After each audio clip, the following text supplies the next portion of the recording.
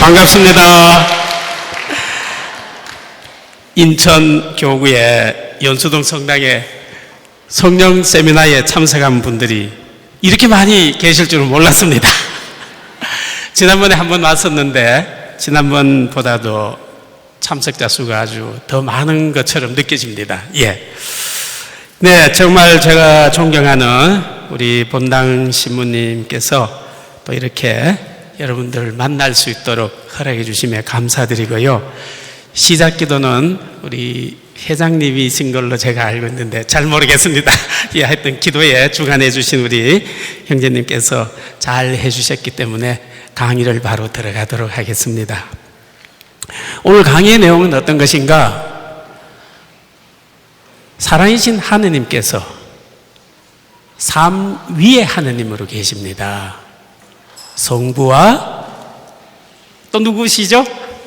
성자와 성령의 세 위격의 하느님이 계시는데 한 분이신 하느님이시면서 위격이 다르기 때문에 바로 우리 한 사람 한 사람의 생각과 말과 행동들이 책임감이 서로 다르듯이 하느님께서도 그렇게 위격적인 것 안에서 당신의 생각과 그리고 또한 또 말과 말씀하시는 것과 행동이 다르십니다.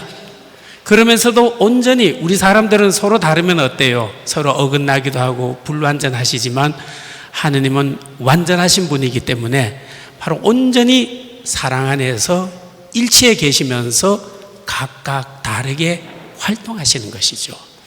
이러한 이 하느님의 그러한 그 능력의 힘이 우리 사람들에게 전달되는 것을 은총이라고 얘기합니다. 이러한 이 하느님의 은총을 물론 성부 하느님, 성자 하느님 다 당신의 그 능력의 힘, 은총을 우리에게 주시지만은 바로 우리 교회는 바로 이러한 하느님의 은총을 우리 사람들에게 전달해주고 또 당신이 주시는 그 은총 안에서 우리 사람들이 예수님이 누구신지 아버지 하느님이 어떤 분인지를 안내해 주시는 은총의 하느님을 성령님이라고 그렇게 얘기하고 있습니다. 이 성령님께서 정말 우리에게 내려주시는 그 은총이 무엇인가? 그리고 그 은총의 종류가 무엇인가? 그리고 이 은총 안에서 우리들이 어떻게 응답해야 될 것인가? 이것이 오늘의 바로 강의 내용이 되겠습니다. 저는 어릴 적에 초등학교 시절에 세례를 받았습니다. 유아 세례는 아니고요. 저는 어릴 때 명호가 열린 상태에서 열심히 예비자 교리반에 다니면서 세례를 받았습니다. 그리고 그냥 평범하게 살았었습니다. 어릴 때도 그렇고 주일학교도 이렇게 나가긴 나갔지만은 열심히 그런 주일학교 학생들 앞에서 드러나거나 열심히 봉사 활동하고 그러질 않았습니다. 고등학교 들어가서 좀 성가가 좋아서 어른들 틈에 끼어서 성가를 많이 했었던 적이 기억납니다.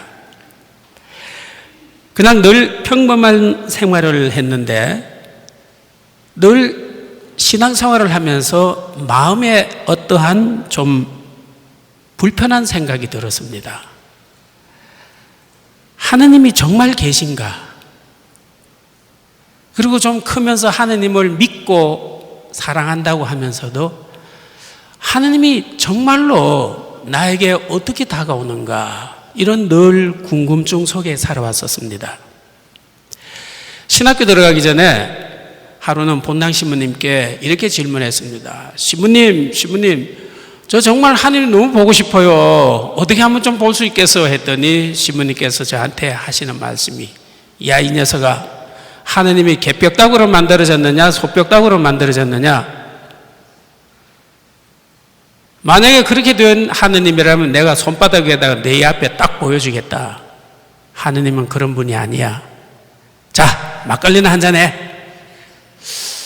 근데 그때는 제가 잘 이해를 못했었어요. 차츰 이제 신학교에서 또 공부를 하면서 하느님을 가까이 하고 또 사제가 되었습니다.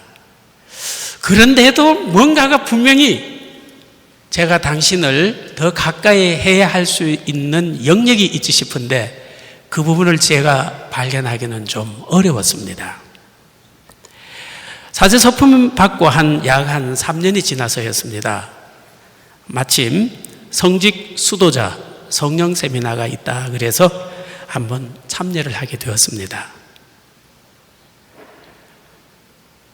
역시 월, 화, 수, 목 금요일까지 이렇게 이제 성령 세미나를 하게 되는데요. 한 3일이 지났는데도 성령 세미나에 대한 내용들이 마음에 와닿지 않았어요.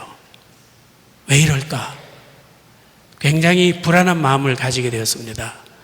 강사 신부님들이 강의하는 걸 들어보면 아이고 왜 저렇게 지루하게 얘기할까? 차라리 내가 강의를 해도 저만치는 안 하겠는가? 예, 참 어리석고도 교만한 마음이었죠. 근데 그 당시엔 그런 생각이 들었어요. 그래서 불만과 답답함 안에서 이제 내일이면은 안수를 받는데 걱정이 태산 같았습니다. 본당에 돌아가면 성령 세미나를 하고 왔다 오고 이제 교우분들에게 얘기를 해야 되는데 무엇을 어떻게 전해줘야 될지 주님하고 씨름을 했습니다. 야곱이 야복강을 건너기 전에 정말 형 에사우와의 그 만남 안에서 평화적인 만남이 될 수 있도록 야곱이 바로 하느님의 천사와 밤새도록 씨름을 했지 않습니까? 저도 그런 마음으로 정말 신부님들이 한참 주무시는 그 한밤중 시간에도 주님 앞에 정말 매달렸습니다. 성체로 계시는 예수님 앞에서 주님, 정말 당신을 진정으로 정말 만날 수 있고 제 마음이 좀 확 본물이 트이도록 그렇게 한번 좀 열려질 수 있도록 도와주십시오. 새벽 2시가 넘도록 주님께 매달렸지만은 주님은 아무런 응답이 없었습니다. 애따 모르겠다. 삼수갑선을 가다가 자야지 하고서는 다음날 자고서는 안수식이 이제 여러 신부님들이 그렇게 이제 거쳐가게 되었습니다. 한 분, 두 분 안수식을 거쳐가는데 막 옆에는 수녀님들인 어떤 신부님들이 막 와 하면서 막 소리도 나고 막 랄랄랄랄랄랄라 하는 뭐 십년 기도의 소리도 나고 막 저는 막 깜짝 놀랐습니다. 이게 뭐냐 이게 뭐냐. 저한테는 돌같이 아무런 느낌 안 들었어요. 근데 어떤 신부님인지 저도 지금도 몰라요. 그냥 신부님께서 안수를 주시면서 신부님 알렐루야를 좀 더 크게 해보세요. 그리고 마음을 여세요. 이 조금 마음 열었는데 무슨 말씀이신가 하면서 딱 모르겠다. 주님 주시려면 주시고 말라면 마십시오 하고 알렐루야 알렐루야 했는데 그때부터 하느님의 성령님께서 제 혀와 입술을 통해서 심령기도부터 열어주면서 제 마음이 성령 안에서 바로 살아가고 있다는 그 확신을 가질 수 있는 체험을 허락해 주셨습니다.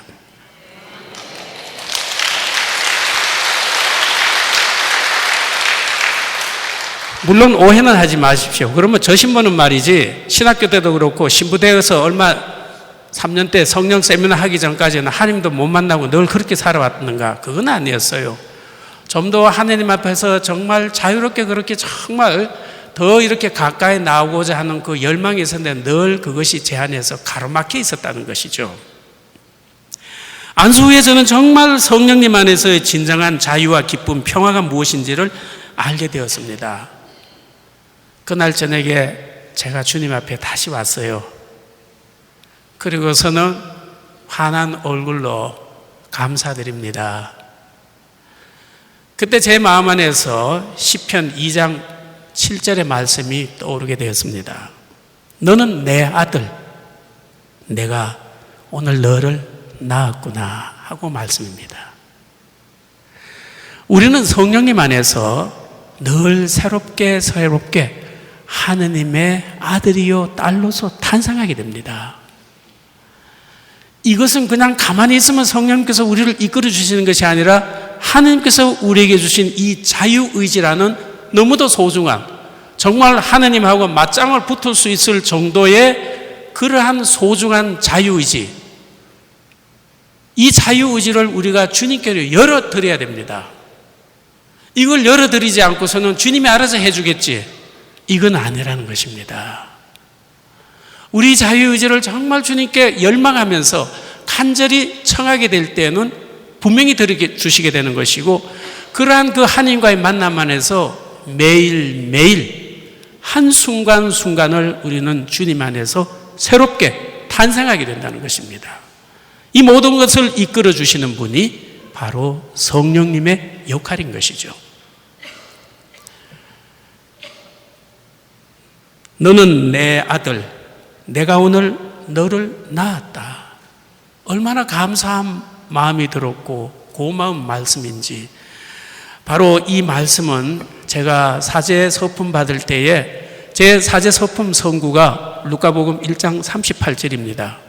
성모님께서 성령의 강림을 받으실 때에 주님의 종이오니 당신의 말씀이 그대로 저에게 이루어지게 해 주십시오. 그 말씀과 함께 저에게는 크게 와닿고 제 삶에 꼭 붙들고서 살아가고 있는 성서 말씀이 바로 시편 바로 2장 7절입니다. 아하, 나는 늘 하느님 안에서 순간순간 늘 새롭게 탄생하면서 하느님의 아들로서 탄생되어 가고 있구나. 우리가 하느님의 아들로서 딸로서 탄생된다면 우리 신분이 무엇입니까? 하늘나라의 공주요, 하늘나라의 왕자들이죠. 우리 신분이 얼마나 품격스러운 고귀한 존재인가를 우리는 새삼스럽게 계속해서 우리는 우리 자신들을 인식해야 된다는 것입니다. 이러한 그 성령님께서 바로 우리에게 주시는 그 은총이 바로 있습니다. 삼위일체신 하나님께서 주시는 그 은총을 크게 나누어 보면은 성부 하나님은 이 우주 만물을 창조하시는 하나님이고 끊임없이 우리를 창조시켜 나가십니다. 그래서 아버지 하나님을 창조주 하나님이라고 그러시죠. 그리고 성자이신 하나님은 인간인 우리를 아버지 하나님에게로 연결시켜주는, 다리를 놓아주시는 중재자의 역할을 하고 계십니다. 그래서 그 예수님을 세상을 구원하신 주님, 구세주 하나님이라고 그러죠. 그럼 성령님은 무엇인가? 성령님은 바로 우리를 당신 그 하나님의 그러한 본성으로, 우리는 인간 본성을 가지고 있습니다. 그러한 인간 본성을 하나님 당신이 가지고 있는 하나님의 본성으로 우리를 거룩하게 변화시켜 주십니다. 우리를 거룩하게 변화시켜 주시면서 예수님이 어떤 분인지, 우리가 예수님과 하나로 한 몸으로 더 가까이 이루어지면서 하느님의 본성으로 우리들이 바뀌어 가면서 아버지와의 영원한 일체를 가질 수 있도록 이끌어 주신 분입니다. 그래서 성령님을 우리는 성화주 하느님이라고 이렇게 고백하고 있는 것입니다. 주님, 주님 하니까 이것만 자꾸 찾지 마시고요. 요한복음에서 예수님께서는 뭐라고 말씀하시는가? 나는 양들이 생명을 얻고 또 더 얻어서 풍요롭게 하기 위함이라 그러셨습니다. 바로 우리 목자가 양들을 이끌어가게 될 때에 그냥 한 끼 풀만 먹이거나 여물을 먹이고 나서는 내버려 두는 것이 아니라 그 양들을 이쪽 초장으로 저쪽 풀밭으로 이 골짜기 저 골짜기를 이동시키면서 양들을 풍요롭게 그렇게 안내해 주고 있습니다. 우리 자신이 바로 하느님의 거룩함으로 변화되어 갈 수 있도록 성령께서 우리를 그렇게 안내해 주고 있다는 사실입니다. 이러한 성령이 주시는 그 크신 은총을 교회 안에서 두 가지 종류로 얘기하고 있습니다. 하나는 생명의 은총이요, 다른 하나는 도움의 은총입니다. 우리는 이 근본적인 은총의 이러한 기본 틀을 알고서 은사를 얘기해야 됩니다. 그렇지 않게 될 때에 우리는 성령 운동을 하면서 많은 과오를 범할 수가 있기 때문입니다. 이미 여러분들은 바로 세례 성사를 받으면서 성령님이 함께 계시고 성령님께서 여러분들을 이끌어가고 있습니다. 저 역시도 어린 시절부터 성모님께서 저를 이끌어가 주셨고요. 다만 그러한 그 성령님을 내가 잘 인식하지 못했을 뿐인 것이죠. 한 남자와 한 여자가 사랑을 나누게 되면은 이 남자가 나를 사랑하는지 사랑하지 않는지 모르고서 만날 수 있습니까? 이 여자가 나를 사랑하는지 사랑하지 않는지를 느끼지 못하면서 그렇게 계속 만날 수 있습니까? 상대방이 그러한 것을 모르고서 만나게 될 때에 우리는 너무도 답답한 생활을 할 수 있는 것이죠. 하나님과 우리의 관계도 마찬가지입니다. 더군다나 우리는 인간의 관계의 사랑이 아니라 하나님과 우리와의 관계에서 이 사랑이 그렇게 일방적인 짝사랑이라든지 아니면은 무지에 마음이 닫혀있는 사랑의 관계라면은 얼마나 하나님 쪽에서 답답해 하실 수도 있고 내 쪽에서 답답할 수도 있다는 사실입니다. 우리는 이런 사랑의 관계가 열려져야 되는 것입니다. 이것을 잘 열기 위해서는 은총이 무엇인가를 알지 못하고 해서는 좀 어려울 수가 있습니다. 자, 하나님 주신 은총은 두 가지입니다. 전통적인 우리의 교회 가르침입니다. 저는 제가 지어낸 얘기를 하진 않습니다. 생명의 은총과 도움의 은총을 가지고 있습니다. 최초에 하나님께서 아담과 에바를 창조하실 때에 흙에다가 숨을 불어 넣어 주셨다. 바로 하느님의 성령님이 물질인 인간 안에 들어오면서 바로 이 인간을 하느님의 모습으로 전차적으로 변화시켜 갈 수 있도록 초대하시게 됩니다. 죄를 범하지 않은 최초의 우리 인간은 성령님께서 인간과 함께 계시면서 우리를 바로 성화의 길로 이끌어 가시는 이 상태를 우리는 생명의 은총의 상태라고 얘기합니다. 이 생명의 은총은 바로 그냥 성령님이 우리와 함께 계시면서 끝나버리는 것이 아니라 성령님께서 우리와 함께 있으면서 인간성인 이 인간의 이 존재성을 갖다가 하느님의 모습으로 변화시켜 가고 계시다는 사실입니다. 우리 사람에게만 주어져 있는 특별한 은총이고 특별한 초대입니다. 어느 강아지가 인간이 될 수 있습니까?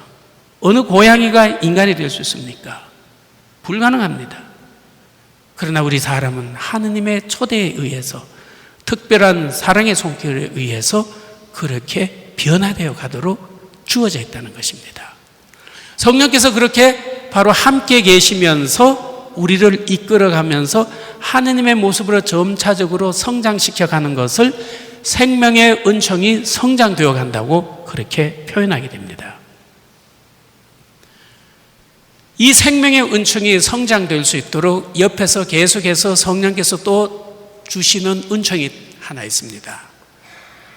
이 다른 은총이 바로 도움의 은총입니다. 결론적으로 최초의 우리 사람은 도움의 은총을 받으면서 이 생명의 은총이 성장이 되고 생명의 은총이 인간 존재 안에 성령께서 함께 머물러 계시면서 도움의 은총은 우리 안에 있는 이 생명의 은총을 성장시키면서 우리 사람들은 하느님의 모습으로 변화되어 가도록 에덴 동산에서 살고 있었지요. 그런데 그만 불행하게 우리가 죄를 범하게 됩니다. 가끔 우리 사람들, 신자분들 중에서는 조상 탓으로 돌릴 때가 많지요. 조상이 죄를 안 졌으면 우리 이렇게 편하게 살 수 있을 건데 왜 조상 때문에 말이에요? 우리는 이렇게 참 고통스럽다. 아니에요. 수직적인 아담과 지금 현재 이 인류의 역사의 스토리를 수직적으로 끌고 보면 우리는 조상 탓을 말할 수 있습니다. 그 수직적인 관계를 수평으로 한번 돌려보십시오. 아담과 에바가 죄를 짓지 않더라도 우리 인간은 불완전한 존재입니다. 죄를 지을 수 있는 그런 하나의 자유의지의 선택의 기회들이 있습니다. 내가 지을 수도 있습니다. 어느 누구나 다 지을 수 있습니다. 어쩌면 인간은 죄를 짓지 않고서는 하느님을 깨달을 수 없는 존재일 수도 있습니다. 그렇기 때문에 저 아담의 모습은, 에바의 모습은 바로 나의 모습이라는 것을 우리들이 잊지 말아야 된다는 것입니다. 그래서 조상 탓이라고 절대로 그렇게 원망하시면 안 됩니다. 바로 필리피서 2장 13절에서 바오로께서 이렇게 가르쳐주고 있습니다. 여러분 안에 계셔서 여러분에게 하느님의 뜻에 맞는 일을 하고자 하는 마음을 일으켜 주시고 그 일을 할 힘을 주시는 분은 하느님이십니다. 이 말뜻이 바로 도움의 은총입니다. 바로 성령을 모시면서 이제 성령께서 나를 통해서 하고자 하는 그 계획들을 우리가 깨닫고 또 하느님의 일을 할 수 있는 그 힘을 주시는 것이 바로 도움의 은총이고 최초부터 있었던 것이죠. 이것을 바로 베드로후서 1장 4절에서 사도 베드로께서는 우리에게 이렇게 말씀하십니다. 우리는 하느님의 영광과 능력을 힘입어 귀중하고 가장 훌륭한 약속을 받았습니다. 이 세상의 부패에서 떠나서 하느님의 본성을 나누어 받게 되었다고 말입니다. 이 하느님의 본성을 나누어 받은 것이 생명의 은총의 상태입니다. 이제 죄를 범한 우리 안에 성령님께서는 죄와 함께 머무르실 수가 없어서 성령께서 떠나시게 됩니다. 사실 죄를 범한 우리는 죽어야 됩니다. 죽어서 사라져 버려야 됩니다. 흔적도 없이. 그러나 하느님은 바로 우리를 영원성에서부터 영원히 존재하도록 창조하셨기 때문에 사실 우리가 흔적도 없이 사라질 수도 없는 존재입니다. 마귀처럼 영원히 그냥 암흑의 상태로 떨어질 수도 있습니다. 그런데 하느님께서는 인간에게 시간과 공간이라는 또 은혜를 허락하셨지요. 그래서 다시 하느님께로 돌아올 수 있는 기회를 주신 것이에요. 이러한 그 기회 안에서 전체적인 인류의 역사 안에서 하느님께서는 이제 인간이 당신께로 돌아올 수 있는 그 길을 준비하시게 됩니다. 성자께서 인간이 되어 오시는 동안 성령께서는 우리 인간 안에 머무실 수가 없으셨습니다. 다만 성령께서는 도움의 은총으로 우리와 함께 계시고 우리를 이끌어 가시고 우리를 하나님께로 나아가도록 의로운 사람으로서 그렇게 안내는 해주셨지만 우리가 진정으로 하느님의 본성으로 변화될 수 있는 하느님의 은총의 상태에 머물 수는 없었다는 사실입니다. 이런 우리를 성자께서 인간이 되어오시고 예수 그리스도로서 불리우시는 그분께서 이제 우리를 위해서 십자가의 죽음과 부활의 이 파스카 사건을 통해서 인간이 스스로의 힘으로 아버지께로 건너갈 수 없는 이 죄의 상태의 모습들을 온전히 당신이 이제 건너갈 수 있는 그 길을 마련해 주시게 되었죠. 우리는 예수 그리스도의 십자가의 그 피 흘림에 우리의 영혼이 죄로 물든 우리들이 씻어져야 됩니다. 이러한 씻음을 통해서 다리를 놓아주신 예수 그리스도의 십자가의 죽음을 통해서 바로 예수님이 우리를 위해서 부활하신 그 부활의 상태로 우리가 탄생할 수 있게 되었습니다. 이 첫 걸음이 예수님을 받아들이는 이 첫 걸음의 시작이 바로 세례 성사인 것입니다. 우리는 세례를 받음으로써 내가 이 세상에 태어났을 때에 세례받기 이전까지는 도움의 은총 안에만 머물렀습니다. 하나님께서 우리를 끊임없이 구원회로 이끌기 위해서 생명의 은총회로 초대받기 위해서 성령께서 우리 안에 머물 수 있도록 그렇게 당신의 영원한 계획성 속에서 내가 이 세상에 태어나고 세례받을 때까지 예비신자 교리를 통해서 그렇게 구원의 길을 시작할 때까지 그렇게 도움의 은총으로 끊임없이 나를 이끌어 주셨다는 사실입니다. 그리고 세례를 받는 순간에 성령께서 우리와 함께 계시면서 이제 생명의 은총이 우리 안에서 시작이 되었습니다. 세례를 받아도 세례받기 전이나 세례받으나 똑같지요. 고통은 나에게 그대로 찾아오고 있고 인간의 죽음은 그대로 존재하고 있는 것이고 세례를 받았다고 해서 에덴 동산 때의 그 아담과 에와의 행복한 상태로 우리가 되돌아갈 수는 없습니다. 그것은 미래에 이루어질 일입니다. 그러나 우리는 이제 예수님이 우리를 위해서 죽으시고 부활하신 그 파스카 사건을 통해서 아버지에게로 건너갈 수 있는 그 길, 구원에 대한 이제 통로가 열리게 되었습니다. 이 세상에서 살아가고 있는 우리의 고통을 통해서 우리는 겸손한 마음을 가지게 됩니다. 하느님이 없이는 내가 살아갈 수 없는 존재구나 하는 것을 말입니다. 그리고 또한 다른 이들의 죄인들을 위해서 예수님처럼 우리가 십자가의 길을 걸어갈 수 있는 기회가 되는 것입니다. 또한 아담과 에바에게 마귀가 끊임없이 유혹하듯이 세례받은 우리에게도 끊임없이 마귀는 유혹자로 다가옵니다. 이러한 그 악마의 유혹을 물리칠 수 있는 그 힘을 끊임없이 가질 수 있는 그 기회들이 바로 우리에게 주어져 있는 이 고통의 방법을 통해서라는 것입니다. 그래서 하느님이 없애주지 않는 것입니다. 자, 이제 여러분들 세례를 받고 대부분이 안 받으신 분 혹시 있을지도 모르겠지만 생명의 은총 안에서 끊임없이 도움의 은총은 계속해서 이미 내가 이 세상에 태어날 때부터 다가오고 지금도 도움의 은총은 주고 계시다는 사실입니다. 성령 세미나에 갈까 말까 에라 가주자. 그리고 여기 오셨어요. 본당 신부님 눈치 때문에라도 가주자. 그런 분은 거의 잘 안 보이는데 한두 분은 있을 수 있어요. 그렇게 가주자 해서 왔는데 내 마음이 조금씩 움직이고 하느님께로 열려지게 될 때에 그것이 바로 어떤 상태인가? 도움의 은총 안에서 내가 그렇게 열려지고 그 도움의 은총 안에서 그 다음에 하느님 붙들고 살아야지 하고 더 가까이 나아가게 되었을 때 여러분들 안에 있는 이 생명의 은총은 계속 성장되고 있다는 것입니다. 성체성사는 도움의 은총입니다. 여러분들에게 성사적인 방법으로 하나님이 도움의 은총을 주시고 그 성체를 내 안에 모시면서 하나님의 진정한 완전한 생명이 내 안에 오시면서 나의 본성이 바로 하나님의 본성으로 바뀌어가면서 나는 바로 하나님처럼 변화되게 된다는 사실입니다. 이것이 바로 하나님께서 우리에게 주신 생명의 은총과 그리고 도움의 은총의 관계이고 성령께서 늘 끊임없이 그렇게 이끌어주게 된다는 사실입니다. 이 대전제 하에서 그 다음에 예수님께서 우리에게 이제 이 생명의 은총을 도움의 은총을 받으면서 이 생명의 은총이 성장될 수 있도록 두 가지 큰 계명을 주셨습니다. 바로 한 율법학자가 예수님에게 질문을 하지요. 마태복음 22장 34절에서 나오지요.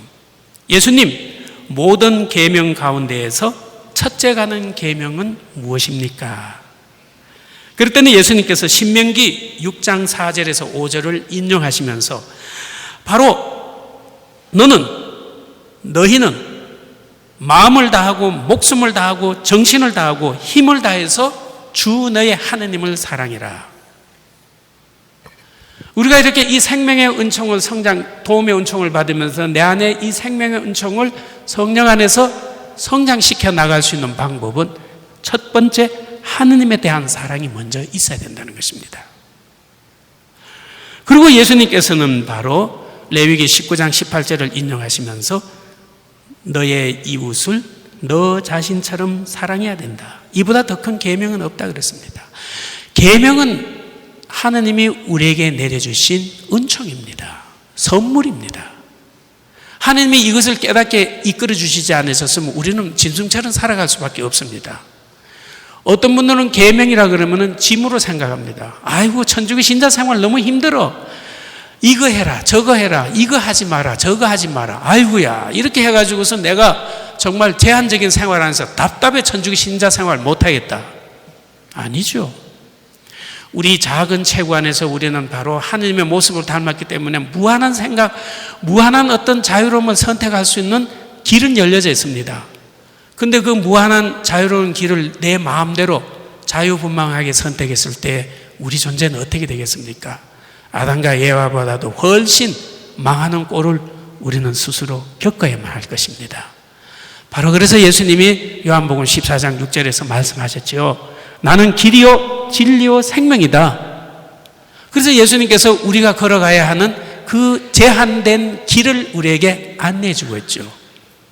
근데 그 길은 제한된 길이 아니고 바로 예수님이 누구입니까? 참 하느님이 참 인간이 되어 오신 분입니다.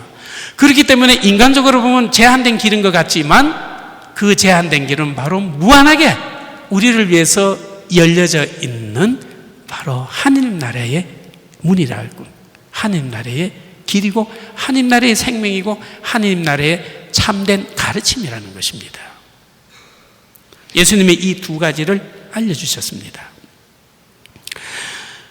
하느님에 대한 사랑과 이제 인간에 대한 사랑을 실천할 때에 우리는 덕이 있는 사람이 되어가게 됩니다. 가만히 방 안에 앉아서 하느님 사랑합니다. 나는 사람을 사랑합니다. 나는 구원받은 자로 착각하면 안 됩니다. 거기에 있어서는 이제 생활에서 그것이 습관이 되어야 됩니다. 생활에서 습관이 되는 것을 덕이라고 얘기합니다.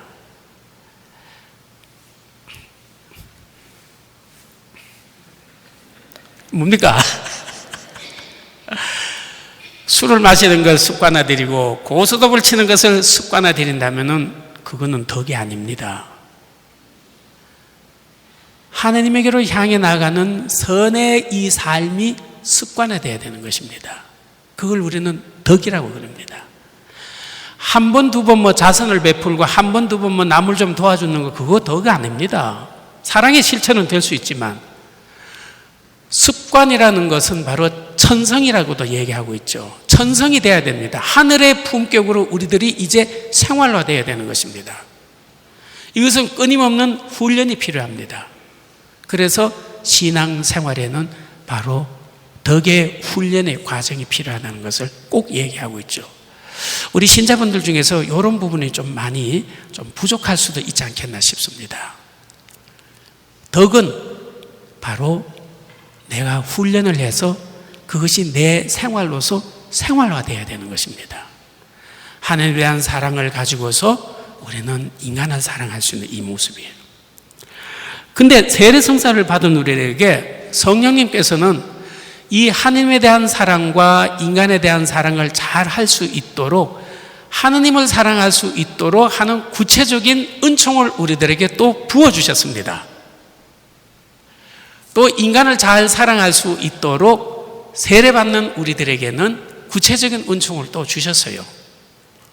그것을 교회는 하느님에 대한 사랑을 향주삼덕이라고 그러고 인간에 대한 사랑을 사추독이라고 나누어서 설명해 드리고 있습니다. 향주삼덕은 바로 신덕, 망덕, 애덕이라고 그러죠. 믿음과 희망과 사랑입니다. 세례받기 전에도 믿음, 사랑, 희망이 있는데 세례받은 사람에게도 기본적으로 우리는 하느님의 모습을 닮은 하느님의 모상인 존재이기 때문에 믿지 않는 사람에게도 믿음과 희망과 사랑의 마음은 있습니다. 그러나 세례받는 사람들하고는 다릅니다. 세례받는 사람은 분명히 성령께서 우리 안에 우리와 함께 사시게 됩니다. 세례받지 않는 사람에게도 하느님은 가까이 오시지만은 도움의 은총의 상태에만 하느님이 활동하고 하느님께서 함께 하시지 생명의 은총의 상태로 우리와 함께 있지는 않는다는 것입니다. 세례를 받으면서부터 생명의 은총의 상태가 되는 것이고 그 생명의 은총이 우리 안에서 성장될 수 있도록 하나님께서는 너무도 인간으로서 해결할 수 없는, 인간이 구할 수 없는 초자연적인 하나님의 은총을 우리에게, 우리 영혼의 구멍을 뚫고서는 세 가지 덩어리를 갖다가 우리 영혼 안에 집어넣어 주십니다. 그것을 바로 믿음의 덕, 그리고 희망의 덕, 사랑의 덕을 우리에게 주셨다고 얘기합니다. 이 은총을 가지고서 너희들이 이제 덕이 있는 사람으로 바뀌어라고 하느님이 요구하고 있는 겁니다. 하느님은 무대가리로 그냥 얘들아 너희들 이렇게 해라 저렇게 해라 그렇게 요구하지 않습니다. 그러면 하느님은 우리에게 폭력자가 되는 것이죠. 폭군이 되는 것이죠. 하나님은 사랑의 하나님이기 때문에 우리가 그렇게 할 수 있는 재료를 다 주십니다. 은총 안에서. 바로 믿음의 덕. 디모데후전서 1장 19절에서 20절에 보면은 이런 가르침이 있습니다. 믿음과 바른 양심을 가지고 그렇게 하십시오. 어떤 사람들은 양심을 저버렸기 때문에 그의 믿음이 파손당하였습니다. 하나님께로 나가는 데에 이제 이 믿음을 내 자유의지를 가지고서 이 믿음의 덕행의 길을 걸어갈 것인가 아닌가 내 자유로운 의지의 선택 안에서 바로 결과가 달라질 수 있다는 것을 알려주고 있습니다. 세례받았다고 우리가 다 구원받은 건 아니지요. 우리 천주교 신자분들은 구원의 문제에 있어서 굉장히 불안해하고 사는 경우도 있어요. 예배당 사람들은 어떻습니까? 세례만 받았다면 주야 주야 감사합니다 구원받았다 하고서는 그 다음부터 바깥에 나가서는 엉망진창으로 살아도 나는 구원받은 자라고 떠들고 있습니다. 우리 천주교 신자들은 세례받고 나서도 내가 천당 갈까 지옥 갈까 죽어 봐야 알지. 이 시간에 우리는 좀 확신을 가지고 살아갑시다. 하느님이 인간이 되신 예수 그리스도, 우리를 위해서 죽으시고 부활하셨다. 그분께서 우리를 다리를 놓아주셨다. 그분을 믿고 살다가 죽으면 우리는 구원된다. 이 확신을 가지고 세례를 받은 사람은 구원받았습니다. 여러분들은 모두가 구원받았습니다. 그러나 너무 깨춤추면 안 됩니다. 구원이 완성되지는 않았습니다. 이 완성의 길이 바로 덕행의 길이고 신앙의 길이고 우리가 성화의 길을 걸어가야 되는 것입니다. 이것이 바로 이스라엘 백성들에게 광야의 40년의 그 여정이 주어져 있듯이 우리에게 신앙 생활이라는 것으로 우리에게 주어져 있다는 것입니다. 때때로 우리가 살아가다가 죄를 지을 수도 있죠. 뭐 큰 죄, 작은 죄, 죄를 지면서 살아갈 수 있지만 늘 회개하면서 다시 하느님의 아버지의 앞에 다시 탄생되면서 우리는 성화의 길, 구원의 길을 걸어가면서 우리는 하느님 나라가 우리 안에서 자리 잡아가게 되는 것입니다. 죄를 지었기 때문에 구원을 못 받는 것이 아니라 죄를 지었지만은 회개하지 않기 때문에 구원 안 된다는 것, 이것을 잊어버리면 안 된다는 것입니다. 그래서 여러분들 구원에 대한 확신을 가지고 살아가셔야 됩니다. 그러나 거기에 대해서 확신이라는 것은 아직 미완성이기 때문에 이 완성을 향해 가야 되기 때문에 하나님께로 향한 그 믿음과 하나님께로 향한 그 희망과 사랑의 마음을 가지고서 우리들이 살아가야 된다는 것이죠. 이 신덕, 망덕, 애덕은 초자연적인 은총이라고 그럽니다. 또 하나님이 세례 받을 때 우리 영혼 안에 구멍을 뻥 뚫어가지고 거기다가 야구공을 갖다 구멍 속에다 집어넣듯이 그렇게 은총 덩어리 3개를 우리 안에 딱 집어넣어주고서는 없어지지 않도록 딱 뚜껑을 닫아놓고 우리가 그 은총을 활용할 수 있도록 해주셨습니다. 나에게 잃어버리지 않는 은총입니다. 내가 사용을 할 것인가 아닌가는 이제 나의 문제인 것입니다. 우리는 이 향주 3덕, 이 3가지 믿음과 희망과 사랑의 은총을 끊임없이 신앙생활 안에서 받아들이는 가운데에서 하느님께로 향한 덕행이 생기게 됩니다. 이러한 이 덕행과 함께 동반되어야 될 것이 있습니다. 바로 하느님에 대한 사랑은 인간에 대한 사랑으로 드러나야 됩니다. 그래서 인간을 사랑하는 데 있어서도 잘 사랑해야 되는 것이죠. 그냥 사랑해서는 안 되는 것입니다. 사랑하지 않는 사람이 어디 있습니까? 텔레비에 보니까 어떤 사람은 고양이를 사랑한다 그러면서 매일같이 매질을 하는 사람이 있대요. 고양이만 매질하는 것이 아니라 매일같이 아내를 폭행하면서 나는 아내를 사랑해, 이것이 내 사랑하는 방법이야. 그러면 그것이 사랑이 됩니까? 객관적인 사랑이 있어야 됩니다. 하나님께서 원하시는 방법으로서의 인간에 대한 사랑이 나와야 되는 것이지 내 방법으로서의 사랑은 안 된다는 것입니다. 하나님께서 인간을 사랑할 수 있는 그 방법을 바로 4가지 방법으로서 우리에게 가르쳐 주셨습니다. 바로 향주 3덕과 함께 이제 바로 초자연적으로 우리가 인간을 사랑할 수 있는 방법으로 현명함과 정의와 용기와 절제의 그러한 은혜를 우리들에게 주셨습니다. 인간을 사랑하는 데에 현명함이 있어야 됩니다. 자, 친구 좋다고 친구가 새벽 2시에 집에 문을 두드립니다. 여보게 누구야? 자다가 일어났으니까 나 친구 길동이야. 어떻게 이 밤중에 술 1차하고 2차하고 이제 3차는 너하고 같이 하고 싶어서 왔어. 친구니? 들어와. 그러면 그 집에 가정은 어떻게 됩니까? 한참 자는데 내일 또 일해야 되는데, 친구 좋다고 해가지고서 이웃을 사랑해야 된다 그러면서 새벽 2시에 그 친구를 받아들여 가지고서 또 부어라 마시라 한 잔을 한다면은 진정한 사랑이 되겠습니까? 사랑에는 현명함이 필요합니다. 저는 본당 교우분들한테서 가끔씩 현명하지 못한 사랑을 대접받을 때가 있습니다. 사무실이나 사제 집무실 아니면 본당 로비 있잖아요. 거기 앉아 있으면은 무턱대고 묻지도 않고 무슨 뜨거운 커피를 갖다 주거나 또는 뭐 홍차를 갖다 주거나 또는 아니면은 미숫가루 얼음 턱 타서 갖다 주는데 참 고맙지요. 제가 거절은 안 합니다. 거절은 안 하는데, 나 지금 좀 전에 커피 한잔 했는데 물어보지도 않고 커피를 또 가져왔다.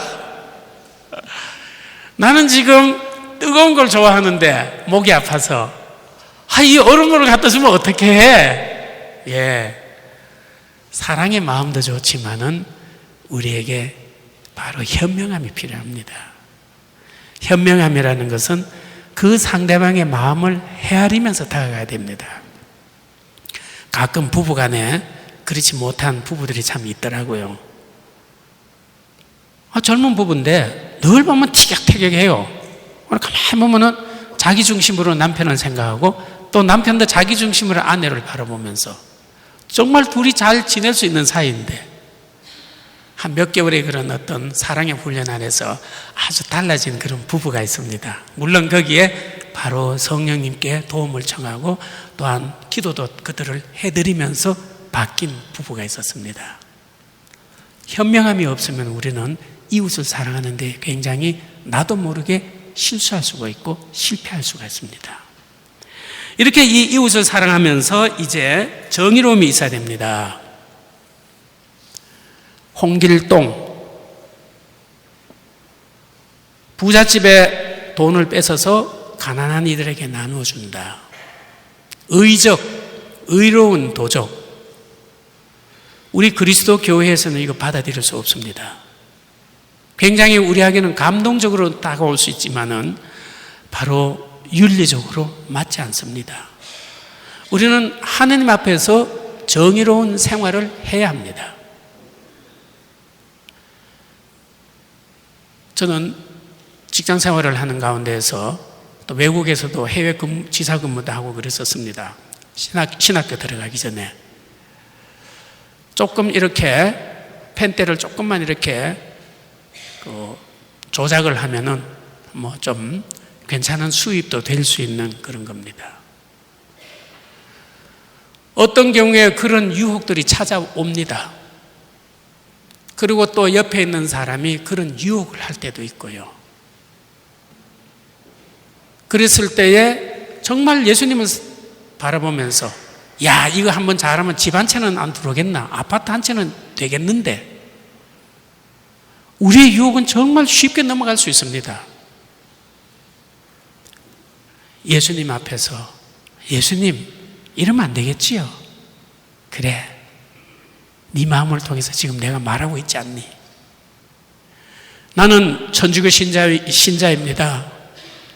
내 앞에서 그런 거 요구하지 마십시오라고 단호하게 끊은 적이 몇 번 있었습니다. 나중에 이제 신학교 들어가고 이제 사제가 되어서 벌써 오랜 세월이 흘렀습니다. 그 당시에 그렇게 함께 있었던 분들이 지금도 이렇게 서울에는 모임을 가지고 있어요. 초대받아서 가면 그래요. 신부 될 사람이라 가지고 그때부터 보니까는 과연 다르더라. 예. 무엇을 얘기하고자 하는가? 바로 우리는 이 삶에 있어서 증거자들이 되어야 됩니다. 때때로 우리를 유혹할 수 있는 그런 얄팍한 물질적인 또는 여러 가지 다른 다양한 그런 유혹들이 찾아올 수 있습니다. 끊을 줄 알아야 됩니다. 그런데 이런 것이 훈련이 되지 않으면 잘 못 끊어요. 그래서 습관이 되어야 된다는 것입니다. 알코올에 습관이 되어 있는 분이 쉽게 술을 끊을 수 있습니까? 못 끊습니다. 습관이 되어 있기 때문에. 우리는 바로 선한 생활에 하느님의 뜻에 맞는 그 생활로 습관화되어 있는 것이 우리의 바로 길입니다. 이러한 습관 안에서 우리는 정의로운 생활에 유혹이 들어오더라도 끊을 수 있는 용기가 생긴다는 것입니다. 또한 이러한 이웃을 사랑하는 데는 이제 용기가 필요합니다. 요즘은 어떻습니까? 누군가가 옆에서 뭐 두들겨 맞거나 해도 모른 척하고 지나가기가 쉽지 않습니까? 남에 대해 간섭하다가 자칫 더 큰 손해를 받는다는 그런 어떤 손해를 입는다는 얘기도 있지 않습니까? 미국 로스앤젤레스에 최근에 그 뉴스에 보니까 나오대요. 야구장인지 축구장인지 갔는데 한 그 어린 여자아이가 그만 아빠를 떠나서 길을 잃어버렸어요. 야구장에서.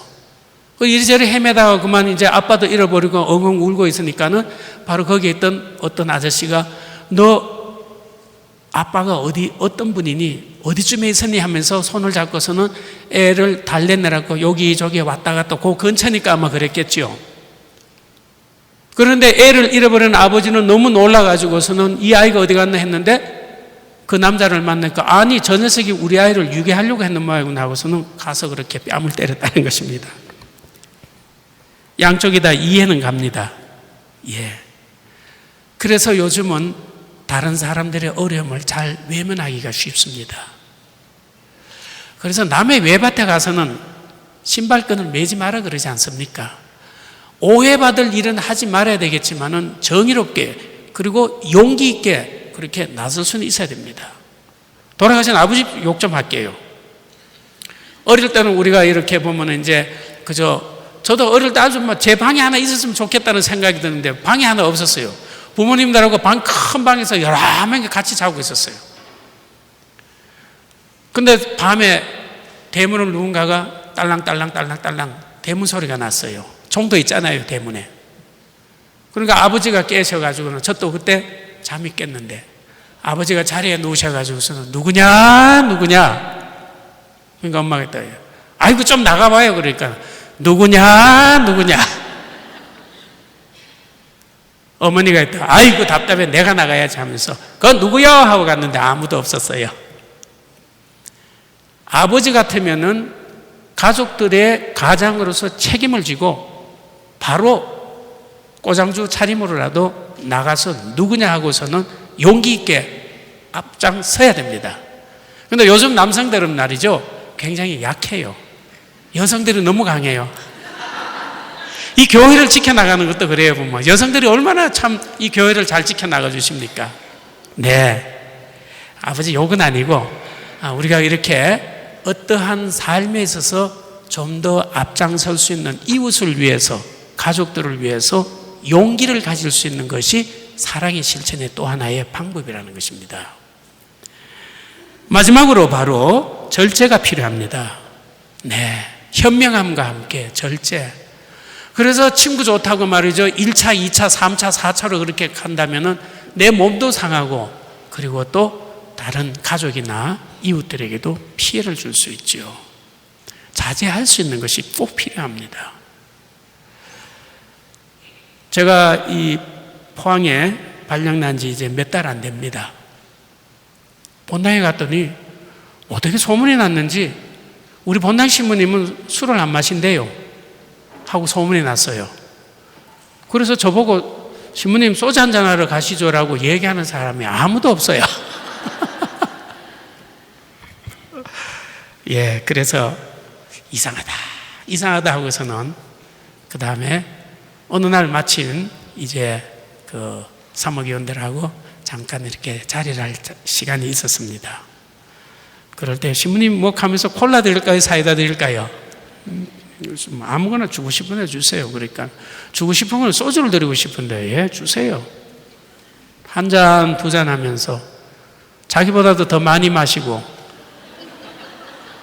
나를 따라주던 자기가 더 술이 취해가지고는 신부님 웬일이세요? 소문하고 너무 다르네요. 내가 언제 술 안 먹는다는 얘기 나 절대로 안 했어요. 예. 그러면 2차 갑시다. 2차는 안 가요. 예. 우리는 절제가 필요합니다. 이것도 훈련이에요. 훈련하지 않으면 헐 휩쓸려 다니게 돼요. 그래서 이런 이 절제의 훈련이 없기 때문에 우리 안에는 중독자의 현상들이 일어나게 됩니다. 이러한 것과 함께 이제 그러면 은총, 생명의 은총과 생명의 은총이 우리 중심입니다. 그리고 도움의 은총을 받으면서 이 생명의 은총이 성장합니다. 이 생명의 은총이 성장할 수 있도록 하나님께서는 하느님에 대한 사랑과 인간에 대한 사랑을 실행하라고 우리에게 가르쳐 주셨습니다.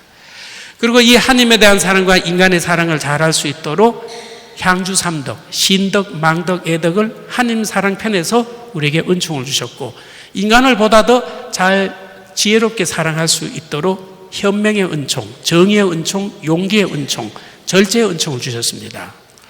이것만 해도 우리는 너무도 벅차고 너무도 정말 행복하고 감사드려야 되는 일인데, 여기에 주님께서는 또다시 보너스를 주셨습니다.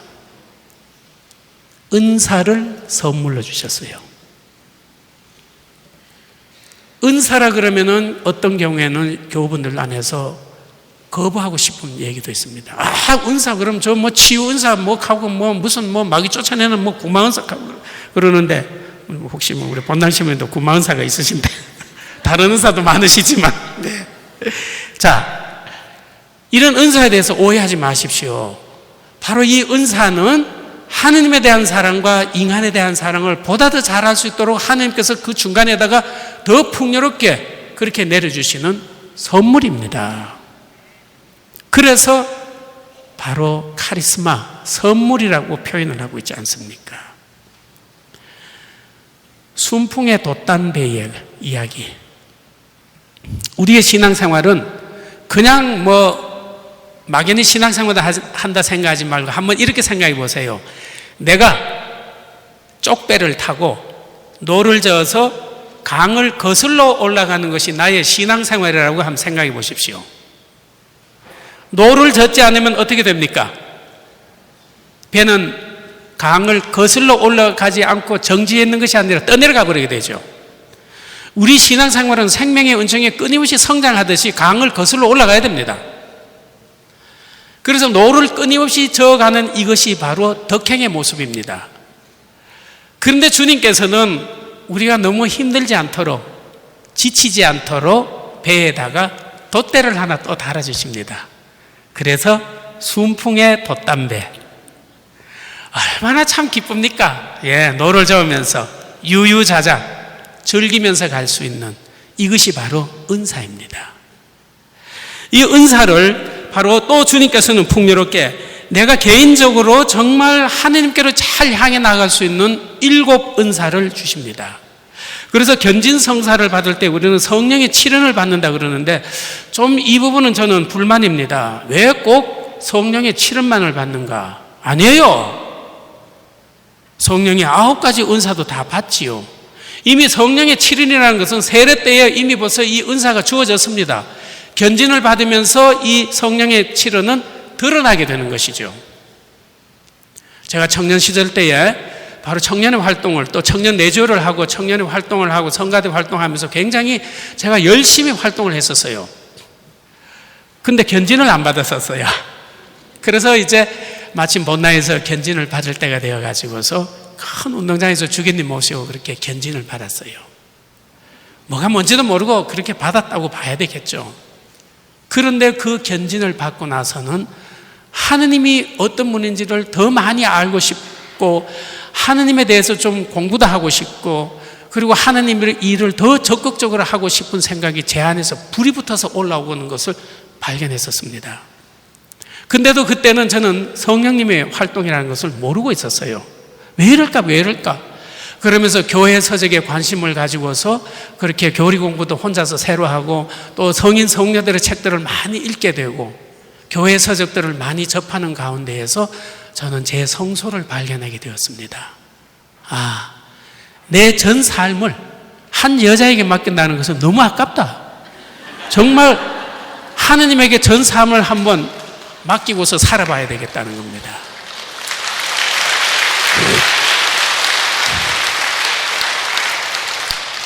어떤 여인인지 모르지만은, 나를 놓친 여인은 참 불행한 여인이었을지 모르지만 저는 정말 행복한 사람입니다. 하느님께 감사드리고 정말 모든 사람들을 다 사랑할 수 있지 않습니까? 그래서 저는 여러분들도 사랑하기 때문에 이 자리에 왔습니다. 네.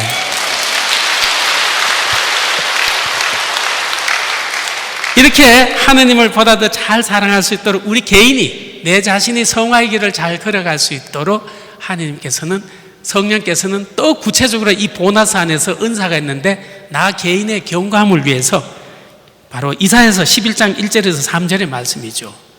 이미 구약시대 때부터 도움 요청은 그렇게 우리에게 주신 것이죠. 바로 두려움, 슬기, 통달, 지식, 의견, 굳셈, 효경의 은혜를. 그리고 또한 그 다음에 나 혼자만 신앙생활을 잘하는 것이 아니라 내가 만나는 사람들에게 하느님의 은총을 잘 전달해 드리라는 뜻으로서 바로 공동체의 공동 선익을 위한 은사로서 고린도전서 12장 8절에서 나옵니다. 바로 영의 분별, 지혜, 지식, 믿음, 치유, 기적, 예언, 심령 예언, 해석의 은사들을 그렇게 다양하게 주님이 주셨다는 것입니다. 이 모든 것들을 가지고서 우리는 덕의 길을 걸어가야 됩니다. 덕의 길을 걸어가게 될 때에 사도 바울께서는 갈라디아서 5장 22절에서 23절에 이렇게 말씀하십니다. 여러분은 성령의 열매를 맺으십시오. 내가 덕의 길을 걸어갔는지 아닌지를 확인할 수 있는 식별의 바로 방법이 무엇입니까? 열매를 가지고 알 수 있습니다. 어저께까지는 남편에게 꽥꽥 소리 지르고 잔소리 팍팍 끓었는데 이제 어느 날부터인가 뭔가 내 마음 안에서 기쁨이 올라오고 평화가 올라오고 남편에게 부드러운 말씨로서 그렇게 사용을 하게 되더라. 바로 이것이 바로 기쁨과 평화 그리고 친절함에 대한 어떤 표현들로서 열매로서 드러나게 되는 것이죠. 하루아침에 일어날 수 있는 것은 아닙니다. 그러나 이런 것이 나에게서 필요한 것들이 있을 때는 여러분들이 청해야 되는 것이죠. 바로 이제 내일이나 내일 모레 이제 안수식이 있을 것입니다. 고해성사와 함께. 그래서 고해성사를 먼저 잘 보셔야 됩니다. 예수님께서 너희는 먼저 하나님의 나라와 그 의로움을 구하라. 하나님이 내 안에 자리 잡기 위해서 내 마음이 깨끗해져야 됩니다. 부끄러워하지 마십시오. 부끄러운 분들은 본당 신부님이나 보좌 신부님에게 보지 마세요. 네, 안 되면 포항까지 오세요. 제가 성사 드릴게요. 어쨌든 깨끗하게 용기 있게 자신감을 가지고 한 가지는 얘기 드릴게요. 우리 신부님들은 고해성사 듣고 나면은 머리가 나빠서 다 잊어버려요. 아무 두려움 마세요. 있는 그대로 그렇게 고해성사들을 정말 진솔하게 한번 하시기 바랍니다. 그때 주님께서 정말 우리 마음 안에 자리를 잡으시게 되면서 정말 내가 성서를 잘 읽을 수 있는 그런 어떤 그 은총이 필요하다. 그리고 무엇이 진리이고 무엇이 그리고 오류인지, 요즘 사이비 이단 종파들이 얼마나 많습니까? 이러한 것들을 잘 구별 못하겠다 할 때 여러분들은 성령의 칠은 안에서 슬기와 그리고 성서를 잘 깨달을 수 있는 통달의 은혜를 청하십시오. 무엇이 옳고 그른지를 잘 모르겠다, 무엇이 선이고 악인지를 잘 모르겠다, 의견의 은혜를 청하십시오. 그리고 하느님을 정말 아버지처럼 생각하고 싶은데 그런 마음이 잘 안 생겨 효경의 은혜를 청하십시오. 자꾸만 주일미사 빠지게 된다. 한 번 가다가 또 빠지고 자꾸 주일미사에 대한 의지가 약해진다. 굳셈의 은혜를 청하십시오. 하나님께 향하는데도 바로 여러 가지로 뭔가가 자꾸 불안해진다. 신앙에 두려움의 마음을 청하십시오. 하나님을 잘 따르지 못하면 지옥 간다는 그 두려움이 아니고 하나님의 이 사랑을 잃어버리게 될 때 내 자신이 얼마나 비참해질 것인가 하는 그런 마음의 두려움을 가지라는 것입니다. 이런 나의 신앙을 청하고 내 부족한 것을 이 7가지를 잘 청하세요. 내일 기도하시면서. 그리고 또한 공동유익에 대한 은사로서 이제 바로 내가 정교를 하러 좀 나가려 해도 나는 무슨 말을 어떻게 해야 될지 모르겠어. 예, 여러분들 성령의 도움이 필요합니다. 아무리 교리책 빡빡 읽고 성경책을 내가 혼자서 한번 해보겠다 하지만 성령의 도움이 없이는 깨달음이 없습니다. 저는 성령 세미나를, 성직 수도자 세미나를 하면서 그 전까지는 강론을 하는데 강론 준비는 열심히 했습니다. 새벽 3시, 4시까지도 준비하다가 집어 던지기도 하고 했었습니다. 강론이 왜 이래 안 돼? 그러면서 제 힘으로 하려고 했었어요. 성직 수도자 세미나를 마치고 나서는 주님 잘 안 풀리는데 어떻게 하면 좋겠습니까? 그러면 저도 모르게 뭔가가 이렇게 강론 준비가 되고 있어요. 아하, 이것이 바로 하나님 주신 바로 은사의 모습들이구나. 바로 여러분들도 남을 만나서 하느님을 이야기하는 데 전달하는 것이 여러분들이 부족한 그런 어떤 그 상태가 있다면은 바로 공동 유익에 대한 은사 안에서 남을 만날 때에 지혜로움을 그리고 지식의 은혜를 청하세요. 그리고 또한 여러분들 무언가가 이야기할 때에 성서의 말씀에 긴가민가 다른 사람들이 이 성경은 말이지 성경은 거짓말이야 이런 일이 어디 있어. 풍랑에 어떻게 바로 멎을 수 있어. 빵 5개와 물고기 2마리로 어떻게 그렇게 기적을 베풀 수 있어. 이런 거는 동화책 이야기할 때에 여러분들 안에서 믿음의 은혜를 청하십시오. 내가 그 믿음의 은혜를 확신을 가지고서 성령이 주신 은사를 가지게 될 때 다른 사람들에게 그것이 어떻게 해서 가능한지를 여러분들이 말해줄 수 있는 증거자들이 될 수 있다는 사실입니다. 또한 치유의 은혜, 나 자신이 병이 들었거나 그럴 때도 내가 나 자신에게 치유의 은혜를 성령께 청할 수 있습니다. 하느님의 뜻에 어긋남이 없다면 무조건 자꾸 치유만 청하지 마시고 또한 다른 이들을 위해서도 우리가 기도할 때에 그렇게 치유가 될 수 있도록 청해 주셔야 됩니다. 어떤 신부님이 있습니다. 간암 환자가 있어요. 석 달이면 죽는다 그랬습니다. 근데 그 신부님이 시골에 조그마한 땅이 있어서 그렇게 이제 쉬러 이제 한 번씩 가는데 그 사람을 만났어요. 그 만나니까 신부가 그렇게 병든 사람, 죽어가는 사람 보니까 어때요? 그래서 먼저 형제님 함께 우리 기도합시다. 당신이 죽더라도 정말 하나님 안에서 죽어야 되지 않겠느냐 하면서 그 가족들과 함께 시골에 와서 이제 휴양하는 사람 가족들을 만나서 그렇게 기도를 해주게 됩니다. 그렇게 기도를 해주게 됐을 때에 3개월이면 죽어야 할 사람이 죽지를 않는 거예요. 이상합니다, 신부님. 뭐 기도빨이 좀 맞는가요? 글쎄요, 우리 기도해 봅시다. 6개월, 1년, 2년이 지났는데도 이 사람이 죽지를 않는 거예요. 얼굴은 더 좋아지고 그래서 일산병원에 가서 다시 진료를 받았더니 지난 6개월 전에 당신은 바로 암 흔적이, 간암 흔적이 완전히 사라졌습니다.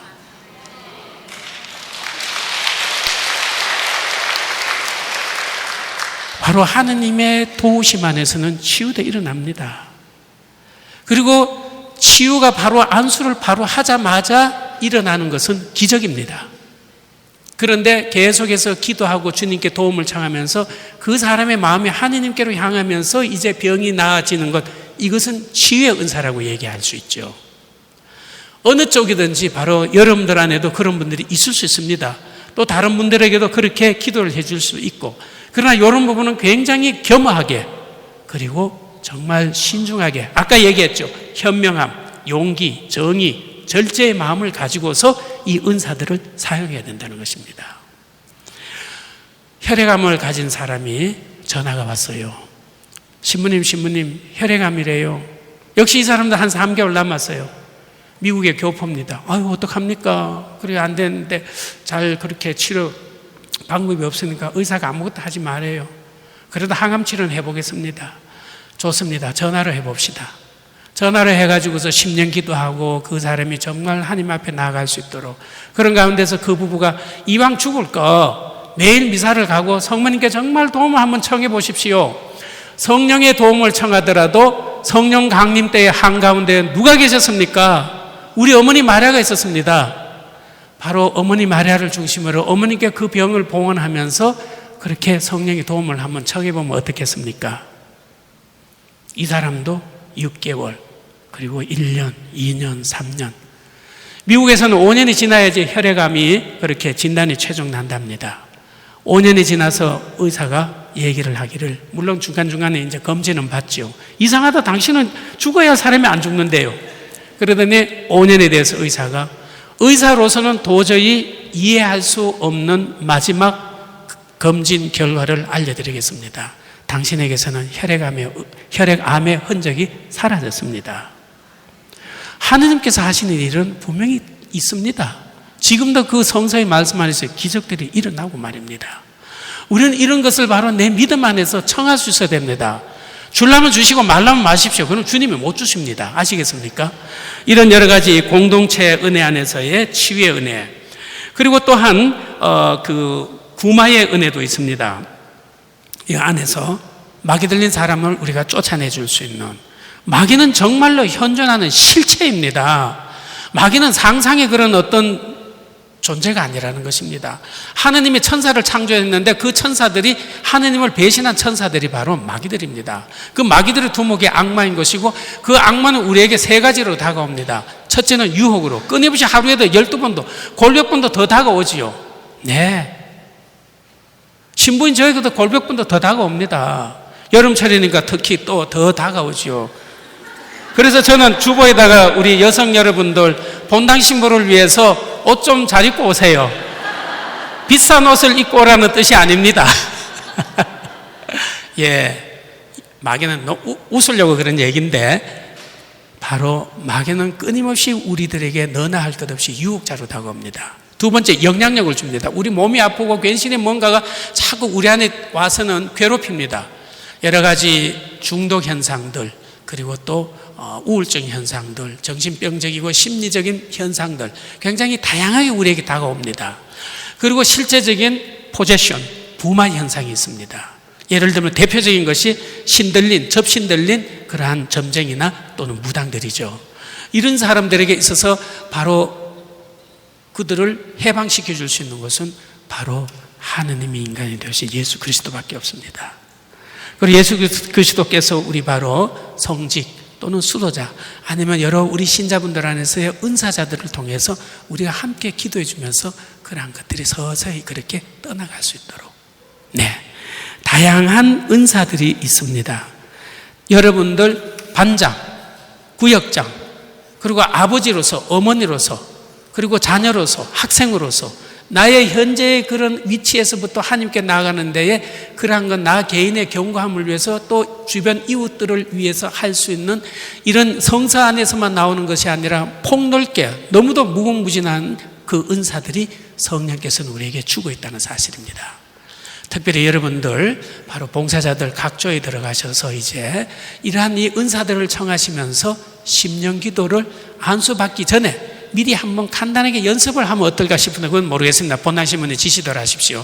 그러나 어쨌든 심령 기도에 대한 그런 은사들을 여러분들이 청하면서 이 다양한 은사들을 주님께 청하게 될 때에 더 풍요롭게 받게 될 수 있을 것입니다. 모든 것은 은총입니다. 여러분들 하느님의 은총이 여러분들 안에 보다 더 풍요롭게 그렇게 임하실 수 있도록 저도 여러분들 끝나는 날까지 기도해 드릴게요. 영광이 성부와 성자와 성령께,